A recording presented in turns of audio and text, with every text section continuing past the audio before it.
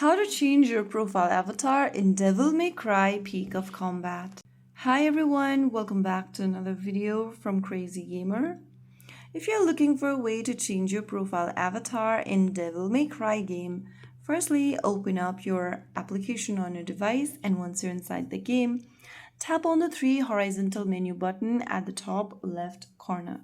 Now this will open up this Office tab where you'll need to tap on this little button right under your profile picture. Just click on that and now choose a different profile avatar, and finally click change at the bottom right to change the profile avatar.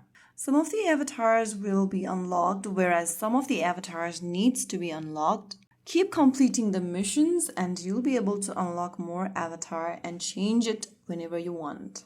So that's how you easily change your profile avatar in Devil May Cry Peak of Combat. If you found the video helpful, don't forget to like, share, and subscribe to our channel. I will see you again in the next video. Stay tuned and thanks for watching.